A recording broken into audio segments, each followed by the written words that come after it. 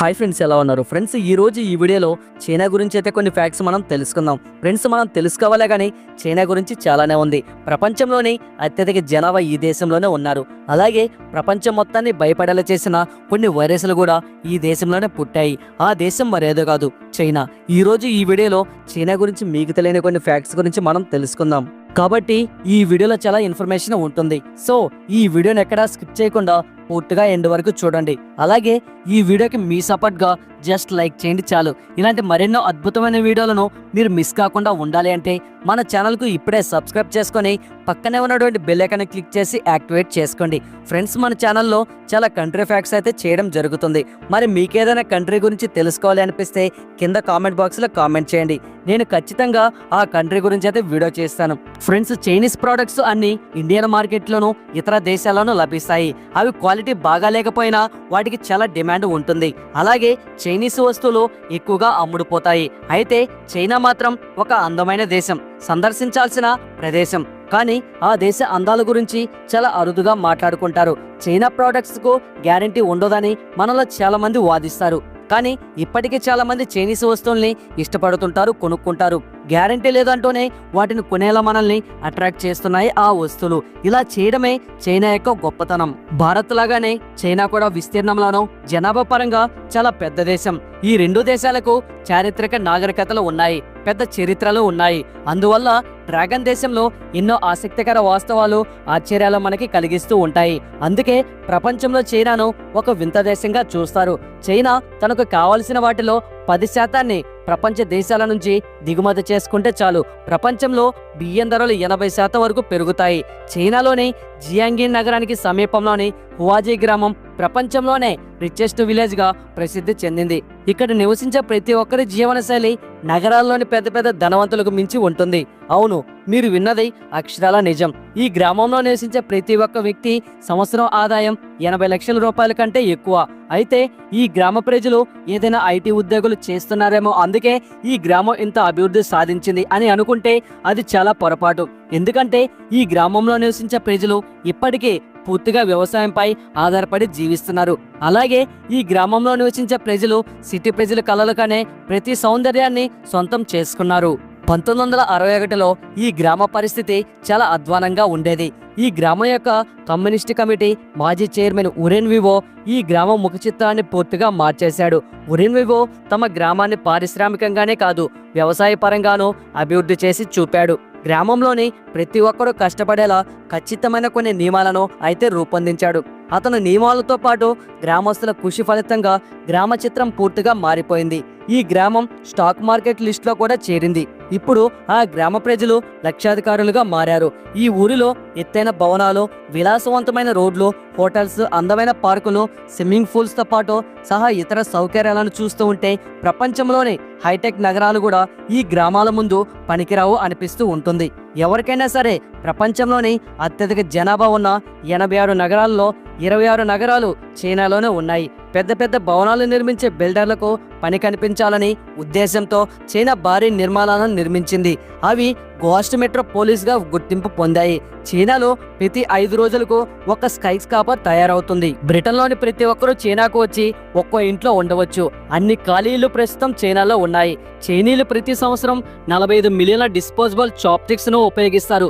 జపనీసులు కూడా సంవత్సరానికి 25 బిలియన్ల చాప్స్టిక్స్ ను ఉపయోగిస్తారు. ఇది ప్రతి వ్యక్తికి సంవత్సరంకి 200 జతలుగా ఉంటుంది. సహజ వనరులు తగ్గించే క్రమంలో పీపుల్స్ రిపబ్లిక్ ఆఫ్ చైనా యొక్క 5% పన్నును చాప్స్టిక్లపై ప్రవేశపెట్టడానికి దారితీసింది. ఫిబ్రవరి 6వ తేదీన జాతీయ చాప్స్టిక్స్ దినోత్సవం, నేషనల్ చాప్స్టిక్స్ డేను కూడా జరుపుకుంటారు. చైనీస్ యుద్ధ కళలను ప్యాండరీ చైనీస్ పదం ఊషు అని కూడా పిలుస్తారు. చైనాలో శతాబ్దాలుగా అభివృద్ధి చెందిన అనేక పోరాట శైలిలు ఉన్నాయి. అందులో ఒకటి కరాటీ. కరాటీని మొదట్లో టే అనేవారు. తర్వాతి కాలంలో కారా కూడా చేరింది. కరాటే అంటే చైనా చేయి అనే అర్థం.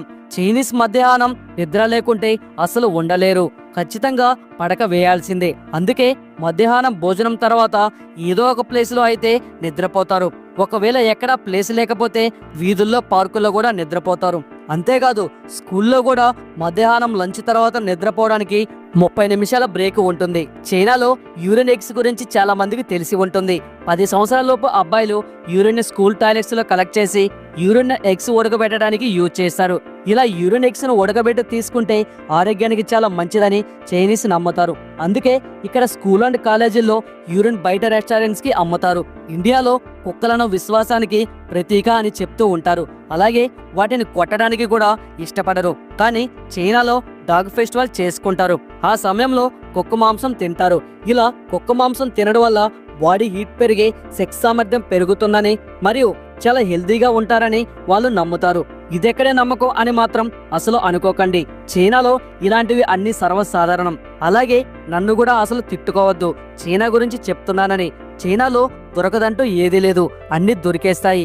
ఆఖరికి గర్ల్ ఫ్రెండ్ తో సహా. కానీ కొంచెం డబ్బులు ఖర్చు పెడితే చాలు. ఇక్కడ చేయవలసిందల్లా ఒకటే, వెబ్సైట్ లోకి లాగిన్ అయ్యి గర్ల్ ఫ్రెండ్ ని బుక్ చేసుకోవడమే. ఇక్కడ ఒక రోజు నుంచి 2 నెలల వరకు మనం గర్ల్ ఫ్రెండ్ ని బుక్ చేసుకోవచ్చు. ముందే డబ్బులు పే చేసేయాలి. వీటిలో కొన్ని కండిషన్స్ అయితే ఉన్నాయి. గర్ల్ ఫ్రెండ్ గా వచ్చిన అమ్మాయి మీకు ఫిజికల్ గా దగ్గర అవ్వదు, ఎమోషనల్ గా మీకు దగ్గర ఉండి మిమ్మల్ని ప్రేమిస్తుంది. ఇలాంటివి ఇంకా చాలానే ఉన్నాయి చైనా గురించి చెప్పాలంటే. ఎందుకంటే ఇది చైనా కాబట్టి.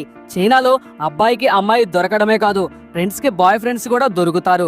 న్యూ ఇయర్ సమయానికి చైనా అమ్మాయికి బాయ్ ఫ్రెండ్ లేకపోతే అదొక కలకలంగా భావిస్తారన్నమాట అక్కడి అమ్మాయిలు. కాబట్టి బాయ్ ఫ్రెండ్ ని రెంట్కి తీసుకొని వాళ్ళ రిలేటివ్స్ ఫ్రెండ్స్ నుండి ఎలాంటి విమర్శలు లేకుండా చూసుకుంటారు. ఒరిజినిటీ ఇక్కడ అతిపెద్ద సమస్య కాదు, పోగొట్టుకోవచ్చు మళ్ళీ తిరిగి పొందవచ్చు. చైనాకు చెందిన అమ్మాయిలు కన్యత్వం పోగొట్టుకుంటే మళ్ళీ తిరిగి పొందే అవకాశం చైనాలో ఉంది. ఆ దేశానికి చెందిన చాలా మంది మహిళలు చాలా డబ్బులు ఖర్చు పెట్టి వాళ్ళు పోగొట్టుకున్న కన్యత్వాన్ని సర్జరీ ద్వారా మళ్ళీ పొందుతారు. చైనాలో ప్రభుత్వ అనుమతి లేకుండా ఎవరు పిల్లల్ని కనడానికి వీలు లేదు. 3 నెలల ముందు ప్రభుత్వ అనుమతి తీసుకొని ప్లాన్ చేసుకోవాలి. చైనాలోని ఫ్యాక్టరీస్ నుంచి రోజు 6 కోట్ల టన్నుల వ్యర్థాలు సముద్రంలో కలుస్తున్నాయి. చైనాలో దాదాపు 90% నీరు కలుషితమైతే 1990 నాటికి చైనాలో 85% ప్రజలు దారిద్ర్య రేఖకు దిగువన ఉండేవారు. ప్రస్తుతం వారి సంఖ్య 7% మాత్రమే. అంటే చూశారా, చైనాలో ఎవరు కూడా వాళ్ళ సొంత కాళ్ళ మీద వాళ్ళు బ్రతుకుతారు. ఇక్కడ ప్రతి ఒక్కరూ పని చేసుకొని బ్రతుకుతారు.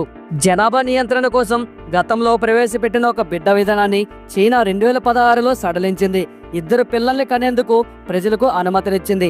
అనంతరం 2021లో 3 పిల్లల విధానాన్ని ప్రవేశపెట్టి పన్ను రాయితీలను పుస్తకాలను కూడా ప్రకటించేది. అయినప్పటికీ చైనాలో జననాల రేటు పడిపోతూ వస్తుంది.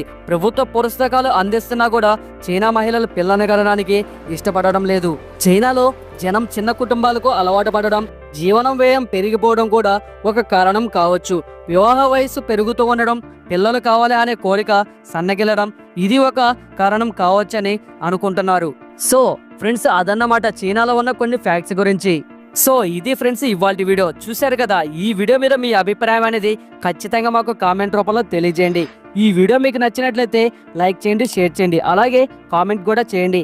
మన ఛానల్లో ఫస్ట్ టైం చూస్తున్నట్లయితే ఈ ఛానల్కు ఇప్పుడే సబ్స్క్రైబ్ చేసుకొని పక్కనే ఉన్నటువంటి బెల్ ఐకాన్ని క్లిక్ చేసి యాక్టివేట్ చేసుకోండి. Thanks for watching. నెక్స్ట్ వీడియోలో మళ్ళీ కలుసుకుందాం. జై హింద్.